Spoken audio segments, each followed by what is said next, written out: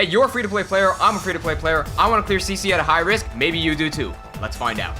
Hey, it's Shay from Team W&J here. This is part 1 of the Arknights Contingency Contract Strategy Guide. I have already posted this onto Facebook, but this will be a narrated version where I can go into more detail and show you some live examples. In this video, I will be introducing you to the 4 main threats, as well as a variety of strategies to counter them. Hopefully one of them will fit your team. I need to get 2 things out of the way first, especially after making that Tectone video. This guide is specifically for high risk, risk 18 or above, for free-to-play players.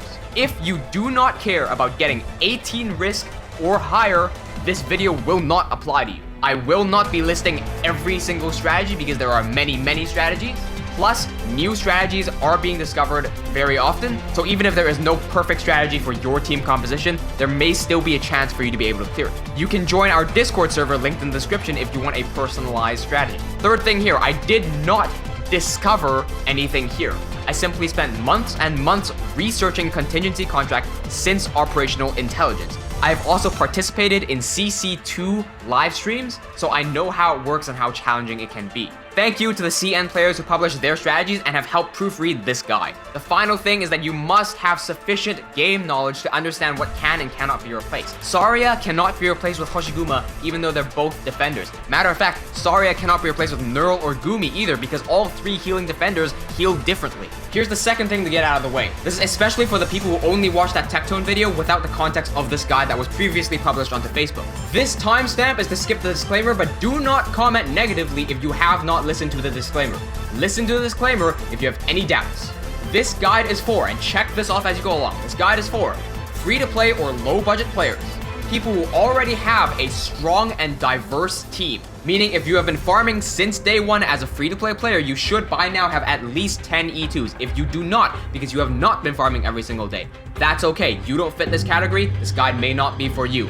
3, you want to clear CC at a high risk. 4, you want 100% of all the rewards, not 99%, 100%. 5, you are not a new player.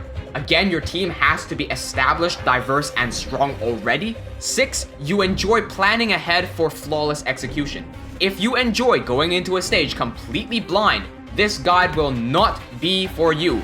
I will go into the maps, I will show you the maps, I will show you the enemies, I will show you various strategies to counter these enemies. If you want to go in blind, leave this video now. As a reminder for those who have not seen the Tectone video, if you fit the above categories, you should not be diversifying your E1 team. All of those resources that you spent making mediocre E1 units could have been better spent locking down an E2 or an M3 unit that can guarantee you at least 3 extra risk on a high risk clear. Furthermore, if you do not fit any of these categories, you do not have to complete 18 risk CC. I recommend it to other free-to-play players because I myself, as a free-to-play player, would like to have 100% of rewards rather than 99% of rewards. By the way, remember that 2 other maps also exist on rotation. These maps give you more points. If you cannot clear the permanent map on 18 risk, that's okay. Do the rotational maps. If you can do the permanent map on 18 risk, make sure you can also do the rotational maps on 8 risk. If you focus 100% of your attention on trying to get this 18 risk clear or 25 risk clear or some ridiculous number like that, you might not be able to clear the rotational maps, which give you more reward. And as a free-to-play player, you should be aiming for 100% of the reward. If you do not want 100% of the reward, I am not forcing you to get 100% of reward.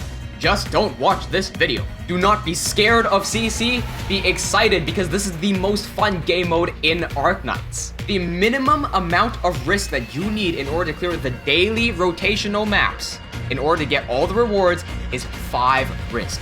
5 risk on the rotational maps. Note, what I meant here is all of the rewards in the limited shop. When I'm talking about all the rewards, period, I am talking about obtaining all the possible tokens by completing every single possible achievement so you can buy as many things from the unlimited shop as possible. The advice that I have received from CN players for free-to-play players. If you are under-leveled and unsure of whether you can complete CC18, don't worry, focus on the rotational maps first. The rotational maps give more rewards. If you can clear those maps on risk 5, you will get 900 coins a day. Using those 900 coins, you can redeem rewards to make your guys stronger so that you can clear CC18 or you can clear more risk. Again, you do not need to clear CC18. This guide is for people who want to clear CC18 and above. Okay, with that out of the way, here are the 4 main threats. Number 1, we have the Militant, or what I like to call the gas mask. Number 2, we have the Hateful Avenger. This is what I call the Red Katana. These 2 are going to be your actual main problems. The other 2 are the bottom right invisible casters, also known as just the casters. There are 6 of them. And finally, there is the top left caster. This guy spawns at the very end with a red katana. These guys can single-handedly kill your run. The map that we will be focusing on is Area 59. This is the permanent stage. Ignore the typo in Chinese there, that's fine. If you are wondering why I'm only focusing on this map, please watch the disclaimer before you comment saying that the other maps are better. To introduce you to the scariness that is CC at max risk, let's take a look at the gas mask at max risk. And before you ask why I call them a gas mask, it's because they're fucking wearing one. I legitimately had people ask me that. You might think that you've killed a bunch of these guys before and they're easy, but these are not the butchers. The butchers don't hurt. These guys do. They have an explosion sound when they hit you.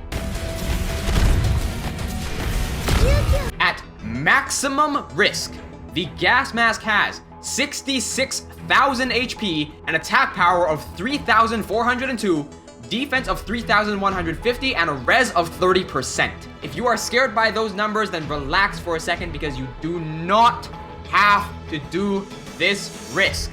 This is a maxed out gas mask. There are 3 levels of gas masks that you can choose from. You can choose none of them. They don't have to be this scary. Oh, look. It's this guy again. Yeah, welcome back, Red Katana. Yes, he's back. If you've done Annihilation 2 without a guide, you might have some PTSD with this guy. Even with a guide, your Quora might have some PTSD with this guy. Okay, so at max buff, maximum buff, he has 66,600 HP. That's 3 6s. An attack power of 1,248, a defense of 805, and a res of 50%. That's a really high res. Remember that the katanas get spicy after they go below 50% health. Once the katana gets below 50% health, he hits with 3,500 damage, and he attacks faster. And if you let them pass the Originium tile, they will have an attack of 5,746. Nani? Ain't nothing going to survive a single hit from this except Spectre on skill up. But again, you do not need to take this risk. There are 3 levels. You can choose the baby level. Heck, you can choose none of them. You don't need to fight him at max level. Once I show you the strategies of dealing with the gas mask and the red katana, you may believe that you've got this all figured out. But these guys do not agree with you.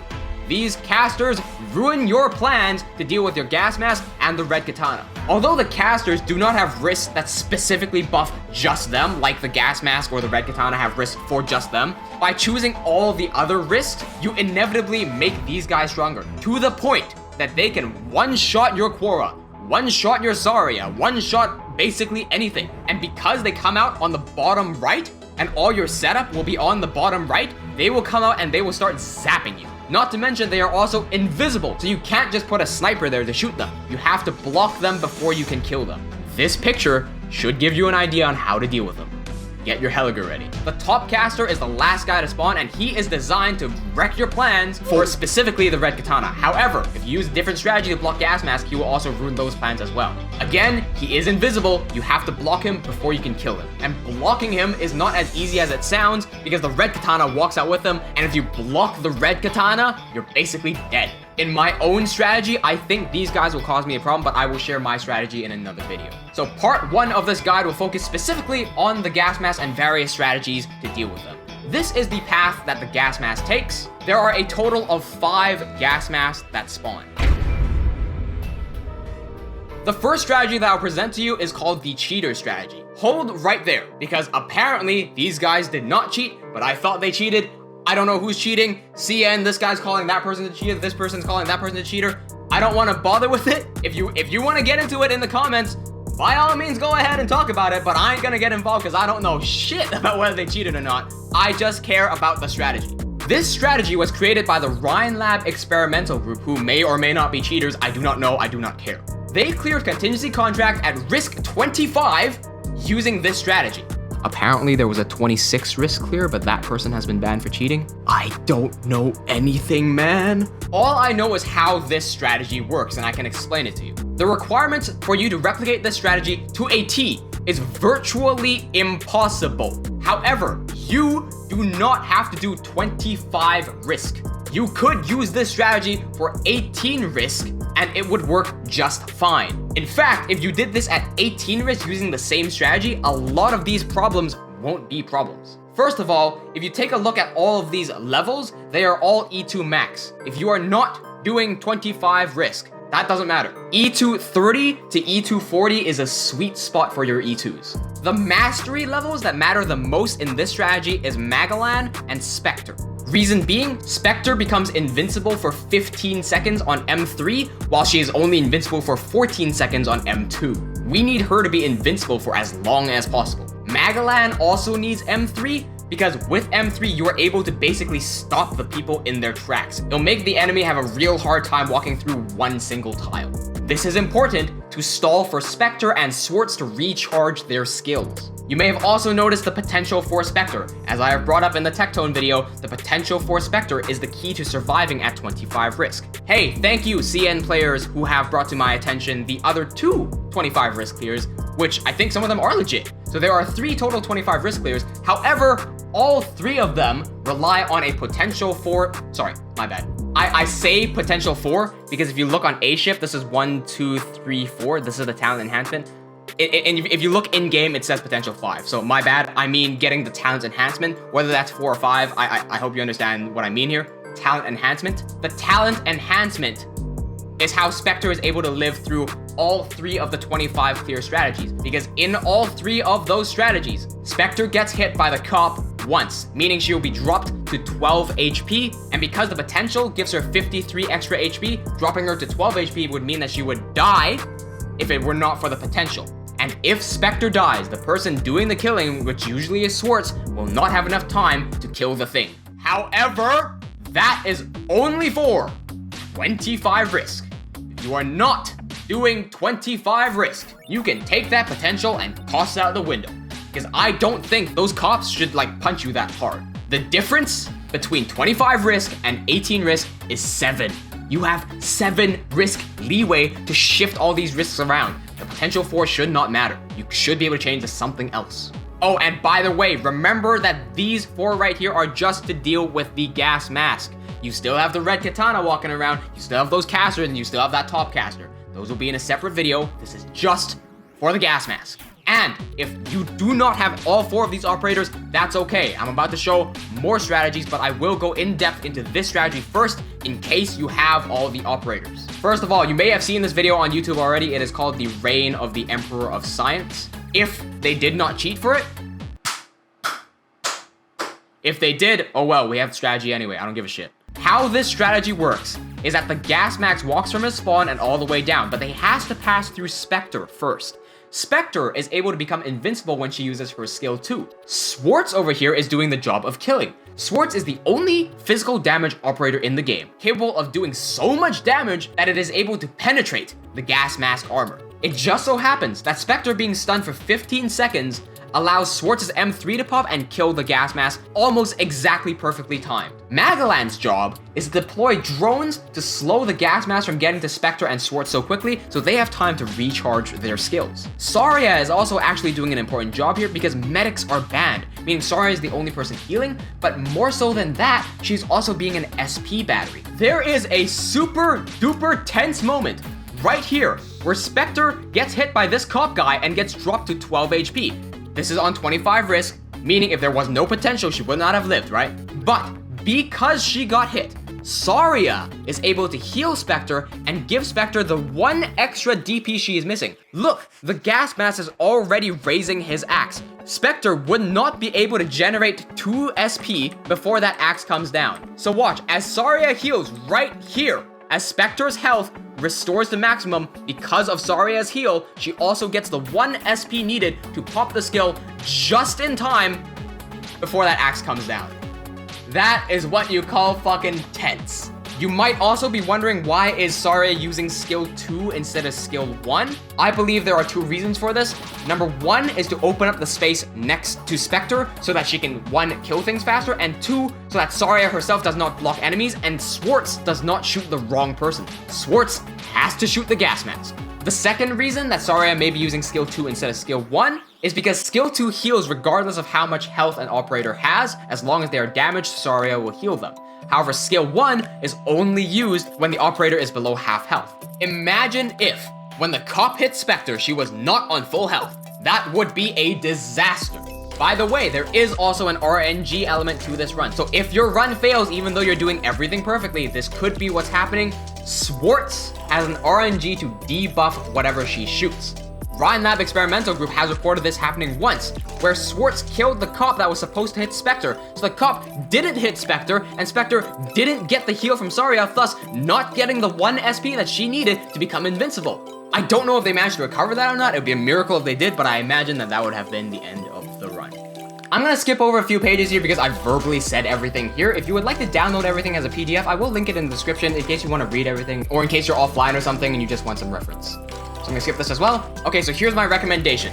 First of all, this is not the only strategy using Spectre to tank. There are also 2 other 25 risk strategies using Spectre to tank. You can take a look at those and see what they're doing. You do not have to do 25 risk. Those strategies should also work for 18 risk. Hey, it's reset time. Gotta visit my friend's bases. Hey, you see this right here? This is my friend Eric, but Warfarin as a support. Eric's got good taste. Warfarin is top tier waifu material. Look at this, free to play, M1, both skills. Yeah, that's real waifu right there. Okay, so would I recommend the gas mask strategy for free to play players? Me personally, I think this strategy depends too much on high rarity units at a high level. Maybe you don't have any of these units, maybe you do have these units, but bring them all up to E2? It takes a bit. Especially if you need M3 Spectre and M3 Magellan. That's a bit much. However, if you already have all of these units at E2, this might be a viable strategy. See, I just leveled up my feeder from E0 all the way to E2 M3, and that took about a week or so. So if you're farming correctly, and by the way, most of you are not, I'll release a guide on that as well later, I think it's entirely possible for you to do 18 risk using this strategy if you have all these units already pre-built to E2. You could even have a gamble at not M3. I'm not saying that will work. I'm saying you could have a gamble at that. But if it doesn't work, be prepared to M3 their skills fast. Oh, by the way, even if you do have all the units and you do have everything M3'd and you do have all the potential stuff, hold on a second, because this is just one of the 4 main threats. You still have to deal with the other 3 threats before you invest in these units, before you quickly jump on your E0 Spectre and get them to E2 fast, M3 it fast. Stop. Take a look at the whole picture. You might need your Spectre to deal with the Red Katana. You can't deal with Red Katana and Gas Mask with 1 Spectre. That ain't gonna work. Look at the whole picture first, then see what you need. You can mix and match different strategies to deal with all 4 different threats until you find the one perfect strategy that works for you. Oh, and by the way, I've spent months and months researching this, and I've also created math, graphs, and formulas to dispel common myths in the Arknights community, and I would love for my efforts to be repaid with some likes and some shares if you would like to support the channel, and if you'd like to see more of this stuff here. Hey, here's the second strat. Everyone lightens up the second they see this. The E1 only strat. You don't need a single E2? That's incredible. Thank you for sharing this, by the way. Peace cow. I have actually found 2 different strategies using not a single E2 to clear 18 risk CC. Isn't that incredible? However, do not get too excited. As I've stated in the original contingency contract guide video, it does not matter what level your guys are on. It does not matter how many guys you have at a high level. What matters the most is who you have. You can have an army of 20 E2s, but if none of them help you complete the stages, that ain't helpful. You can have Cliffheart at E2 max. That's not going to single-handedly win you the 18 risk. This E1 strategy involves 4 non-replaceable units and 6 essential roles. The entire strategy, including dealing with Red Katanas and the casters, has 6 non-replaceable units. The other 2 that aren't listed here are Gravel and Red, by the way. But if you're just dealing with the Gas Mask, you must have Moose, Lapland, Myrtle, and Saria. The other two here that are replaceable must be filled. You cannot have them not there. Astacia can be replaced with Chen. Gumi can be replaced with Neural, however, you have to shift positions around. I'll show you that in a second. And before anyone comments that Lapland is not an arts guard, I'm aware of that. I'm just saying that she can do arts damage. I'm just including her into that category. All of these skills, by the way, are at skill 7. Just wanted to clarify that. Here is how the strategy works. You will need to have one super strong defensive tank. This can be Saria, Quora, Hoshiguma, or Croissant, just to list a few. Quora's skill up, by the way, at E1 max is fantastic. She is cheap to level up, and I've just leveled her up. I actually never used Quora, but I leveled her up because I think this is one of the strategies I might want to go for. The combination of the 3 arts guards will kill the gas masks. The healing defenders here are just for healing, so that's pretty straightforward. But why are some of the units not replaceable? Let's find out.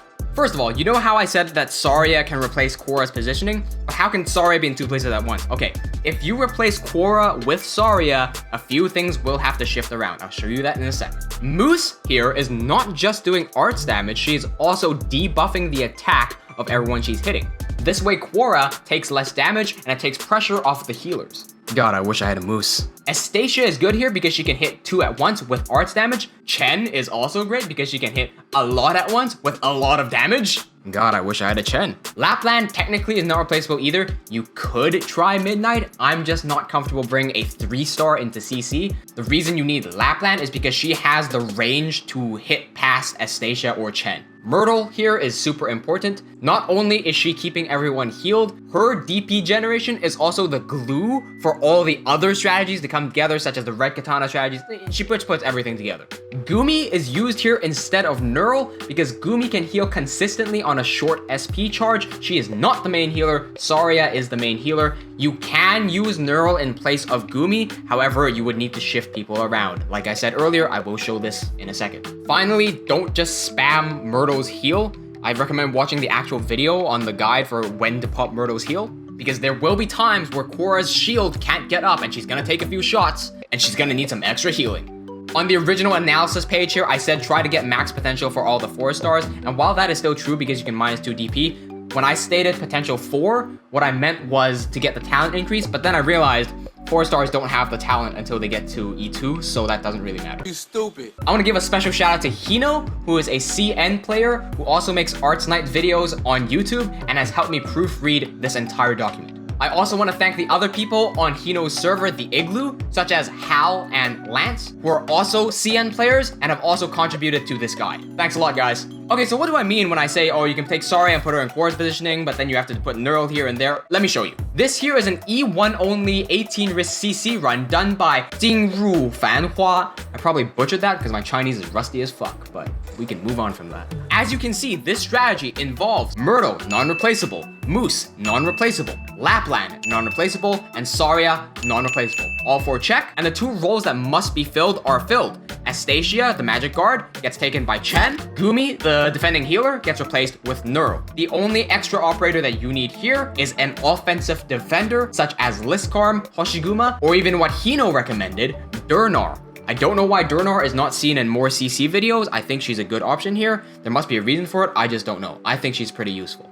However, because I have not seen Durnar been used, I can only recommend what I have seen works, and that's Liskarm and Hoshiguma. If Durnar does work, find me the evidence. The placement for all of these operators here are almost exactly the same. Myrtle's positioning has not changed, Moose's positioning has not changed. Astacia's position has been directly replaced with Chen, Lapland has not moved, Quora's positioning has been taken by Saria, and Gumi's position has been taken by Neural. Saria's original position will now be taken by that offensive defender. I think Liskarm here is a good option because Liskarm has the range to hit the casters coming out the bottom right. This is not a guide to deal with the casters, but you can drop someone on them and they will die. Okay, so do I recommend this strategy? I love it. I absolutely do recommend this strategy if you have all of the units. If you do not have all of the units and you are missing 2 or more units, this strategy may not be for you. If you are only missing 1 unit, you can get them from support. So in my case, I am missing a Moose, so I should be able to grab a Chen from support, and I can put Chen in where Moose's positioning is. I already have Astacia and I already have Lapland. As long as you have those 3 magic guards, you'll be able to kill those gas masks. If you are missing 2 or more operators, this strategy may not be for you. Keep going, let's see if we can find another one that fits your team better. Keep in mind, again, this is only to deal with the gas mask. The other part of this strategy involves dealing with the red katana. You will need an extra healing defender, or you will need to move your Quora up to the top. If you do not have an extra healing defender, or you cannot move Quora up, you may need to find a different strategy to deal with the red katana. You are not out of the clear yet.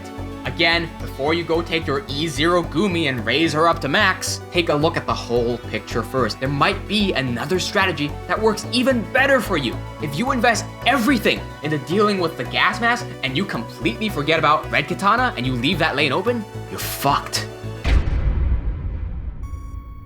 Alright, here's the specialist strategy. This was done by a user named Triangle on Bilibili on 18 Risk. As you may have noticed, the previous strategies revolved around strong guards and defenders. This strategy has no guards and no defenders. There are, however, 5 required operators, which is quite a lot. Palopsis is also recommended, but I think you'll be fine with a Palopsis if you have Nightingale instead. Perfumer is going to be a bit scary. I would choose Breeze over Perfumer if you don't have Palopsis or Nightingale. You're looking for an AoE medic. Another great thing about this strategy is that there's only one M3 required, and that is Feeder. Furthermore, there are only 3 E2s here, and I think Angelina does not even need to be on E2. I think Angelina is just this guy's waifu. Feeder has to be E2'd because of the M3, and I would recommend E2ing Palopsis because you get a 30% SP gain instead of just the regular 15% SP gain. Note that you will not need Magalan in this strategy if you can afford to M3 Manticore. That entirely depends on you. Do you want to spend XP and LMD to level up Magalan, or do you want to spend resources and time leveling up Manticore? Entirely up to you. Here's how the strategy works. Shaw and Feeder play the main role here in pushing everyone back. Manticore and Ethan's job is to slow them and bind them to give time for Feeder and Shaw to recharge. Angelina lowers the weight of all enemies on the field, and she does a heck of a lot of damage. Magalan is using skill 1 again to slow the enemies further to allow everyone to recharge their skills. And Palopsis' 30% SP gen means that everyone charges skills faster, plus Palopsis is healing Magalan and Angelina from the casters and the top casters. Be aware that Feeder cannot be replaced with Shaw. You cannot invert their roles. Feeder is the only specialist in the game that can push with max force, and that is a force of 3. Croissant can also push at max force, however Croissant is not a specialist. This means that Feeder is the only specialist that is currently in the game that can push the big guys. Angelina will lower all enemy weight to 1 when she pops her skill. This allows Shaw to also push the big guys, and while that happens, Feeder becomes Yeeter and will absolutely launch the big guys away. You can send them right into the caster spawn. They will fly away. You are using Shaw and Feeder together because Feeder's skill 2 takes a while to charge, while Shaw's skill 1 is pretty fast to charge. The reason you can use Manticore M3 instead of Magalan is because Manticore M3 slows them a heck of a lot more. And as I mentioned earlier, Palopsis can be replaced with Nightingale. However, I would prefer Palopsis as the 30% regen is really nice. If you do use Nightingale, Nightingale gives everyone in range a passive magic shield, which means it helps against the casters, and you can use the bird cages to draw fire from the casters. However, you only have 2 to 3 bird cages using Nightingale. The choice of whether you should use Palopsis or Nightingale is completely up to you. If you already have Nightingale built, I do not think that you will need a Palopsis. As for my recommendation of the strategy, I think it is great if you do not have strong guards or strong defenders, but you somehow have strong specialists. I don't know why you'd be in that situation, but there have been several people like that. How often do you use specialists in the game, man? I don't know how you end up there. Oh, by the way, this strategy is actually really nice because now you only have 2 threats to deal with. This strategy also deals with red katana. You don't have to worry about them anymore. The only thing you have to worry about is the casters and the top casters and also getting DP. However, if you do not have strong specialists and you don't have strong guards, don't worry, the next strategy will be for you. Oh, by the way, this is exactly what happened when I tried to get Manticore through recruit. Fuck!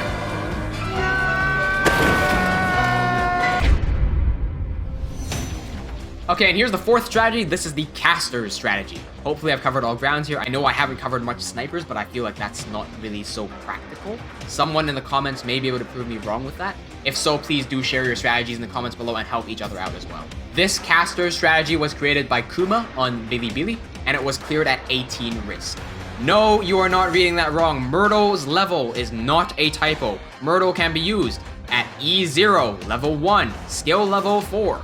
Everybody else here is using skill level 7 with the exception of Ifrit, who is on mastery 1. There is no M3 required here. That's fantastic. Angelina is the only operator replaceable here. However, I would not recommend replacing Angelina. Angelina does a lot of damage, and that's nice. You can replace with Istina, but Istina doesn't do that much damage compared to Angelina. It might still work. Glaucus is also a good recommendation. Glaucus does even less damage than Istina. However, Glaucus is able to stun people for 7 seconds, and if you stun them in Ifrit's range, that will hurt them a lot. Combine that with the Mostima stun, it will hurt.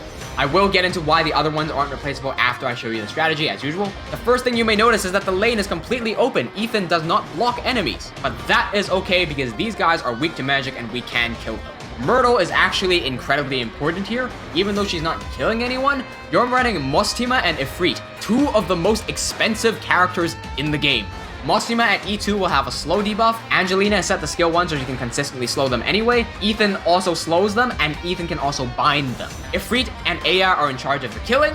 What I've written here is a bit misleading. Aya is on Volcano, skill 3. Aya's skill 3 does not debuff, however Ifrit does. Ifrit is set to skill 2. Ifrit will do a res debuff as well as a defense debuff on these guys, so everything will hit them harder. Volcano is saved for when you got a bunch of guys coming and you just want to burst them down. Volcano works fine. I know a lot of CN players don't like using Volcano, but if the strategy works, then it works. Mostima is also capable of locking people in Ifrit's range for a solid 6 seconds, and we know how much damage Ifrit does. When you combine that with the damage that Mostima does, plus the debuff that Ifrit does, plus the damage that Aya is dishing out, they will die. Not to mention, Mostima is also giving a 70% faster SP generation for all casters. My analysis and recommendation will come together here. This strategy is great because it also deals with the red katana. Even though they have a 50% res, if they walk into Ifrit's range, that 50% gets cut down to 10%. A thing you gotta watch out for here is that Aya is actually RNG. She restores a random amount of SP every single time she uses her skill. So if for whatever reason you can't use Aya's skill when you need to use Aya's skill, use Gravel to block the leak, just to buy some extra time for Aya to restore her skill. You can also pop Angelina to slow people down if you see that Aya clearly has not restored enough SP. Remember that if you are running Glaucus instead of Angelina, to pop that stun when people are lined up into Ifrit's range, because Ifrit hurts them a lot. The reason Manticore cannot be replaced with Ethan here is because Manticore just slows them while Ethan binds them and stops them in their tracks. Stopping people in the tracks of Ifrit's range is fantastic. In the original page, Ethan, Mostima, and Angelina are really high levels. They probably do not need such high levels. Angelina could probably work at E230. You could even chance her not being E2, however you will lose the global heal. Mostima could probably be E230. You could also E1 her, however you lose the slow effect, which I think will kill the run. Ethan, I reckon, can be E1 max, however, E2 gives him the extra talent. So I would not set all three of these to E1, because otherwise you lose out on a lot. I reckon Aya Fiala and Ifrit could also be E230, and that could be fine. However, I would not chance lowering everybody's level. Oh, and by the way, some of you guys might be going, who is Mostima? Why does she look like Blue Apple Pie? Mostima will be added alongside Contingency Contract when Code of Brawl comes out. Code of Brawl is Mostima's event, meaning she will be difficult to E2 because you just get her, so you have to take her literally from E0 all the way to E2. Tectone released a video today where he did some math to figure out how long it would take you to bring someone from E0 to E2 M3, and he says that it takes about a month or so. He didn't show any of his formula. I would like to see some of his formula. We don't need to M3 Mostima, but bring her to E2 is a good idea. If we use Tectone's analog for an example, listen, I don't know his formula, but can we say that it would take about 2 weeks for you to bring Mostima from E0 all the way up to E2 if you didn't have any of the mats to begin with? If that is the case, you would be really, really tight on time to get Mostima up to E2. So if you are hard set on doing this strategy, I would recommend pre-farming all the materials before Mostima is even added to the game. Then when she is added, you have to prepare to spend on that gacha because you are not guaranteed to get Mostima. So there is a massive gamble involved here. Furthermore, let me stress this again, this is just one part, well technically this is 2 parts of the strategy because you're dealing with Gas Mask and Red Katana. You still have to deal with the casters. Save up on your resources for now until you can formulate an entire strategy that works for the entirety of this map, not just one part of it. Also, don't forget about the 2 rotational maps. Those 2 give more rewards. If you figure it out after watching this guide that you are absolutely not going to be able to beat these Gas Mask motherfuckers, Focus on the rotational maps instead. Remember, this event gives a fuck ton of RMA. If any of your guys are missing RMA, White Horse Coal, or Bipolar Nanoflake, if you clear the event at low risk and use those tokens to buy that RMA back, you will save a lot of time because then you can make all the shit that you need. RMA is required for D32 Steel and Bipolar Nanoflake. Those are two E2 materials that are relatively hard to get, so this should ease your farming.